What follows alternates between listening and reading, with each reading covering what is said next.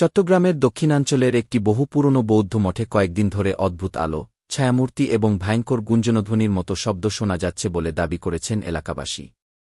ঘটনাটি ঘটেছে কালারপোল ইউনিয়নের চরগাংচিল গ্রামে, যেখানে শত বছরের পুরনো একটি বৌদ্ধ মঠ বহু বছর ধরে পরিত্যক্ত অবস্থায় পড়ে আছে।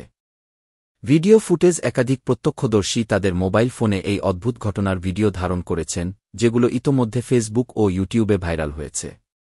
প্রত্যক্ষদর্শীদের ভাষ্য,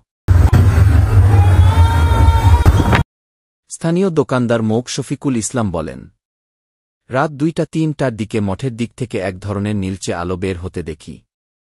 সঙ্গে সঙ্গে শুনি এক ধরনের গলা, যেন কেউ খুব ধীরে ধীরে নাম ধরে ডাকছে গি।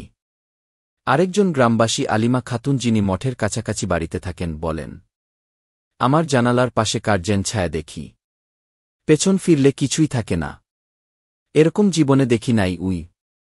নগর টিভির অনুসন্ধান। নগর টিভির রিপোর্টার দল আজ সকালে ঘটনাস্থলে গিয়ে পরিত্যক্ত মঠের আশপাশে খোঁজখবর করে।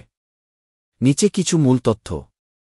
মঠটি প্রায় ১৫ বছরের পুরনো এবং ২০০২ সাল থেকে এটি ব্যবহার বন্ধ রয়েছে।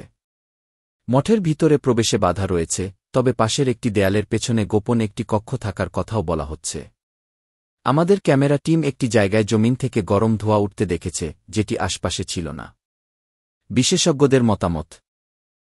মাহমুদুল হাসান, ঢাকা বিশ্ববিদ্যালয়ের মনোবিজ্ঞান বিভাগের শিক্ষক, বলেন, এটি হতে পারে গণমনস্তাত্ত্বিক বিভ্রান্তি, ম্যাস হিস্টেরিয়া।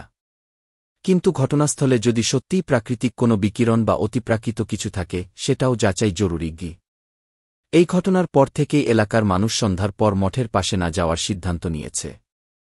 স্থানীয় মসজিদ থেকে মাইকিং করে সতর্কতা জারি করা হয়েছে। এদিকে সোশ্যাল মিডিয়ায় ভিডিওগুলো ঘুরে বেড়াচ্ছে, যার একটিতে দেখা যাচ্ছে আলোয়াধারীর মধ্যে একটি ছায়া গাছের পেছন দিয়ে অদৃশ্য হয়ে যাচ্ছে। নগর টিভির বার্তা। এই প্রতিবেদন শুধু একটি ঘটনা নয়, এটি প্রশ্ন তোলে, আমরা কতটা জানি আমাদের আশেপাশের জায়গা ও অতীতকে। আমরা নগর টিভি থেকে এই ঘটনার পূর্ণ তদন্ত চালিয়ে যাব এবং আপনাদের সামনে আনব সত্যের মুখ। আপনি কি মনে করেন এটি বাস্তব কোনো আত্মিক শক্তির প্রকাশ, নাকি কোনো ষড়যন্ত্র বা প্রযুক্তির খেলা? নিচে কমেন্টে জানান আপনার মতামত। লাইক দিন, সাবস্ক্রাইব করুন, বেল আইকন টিপুন।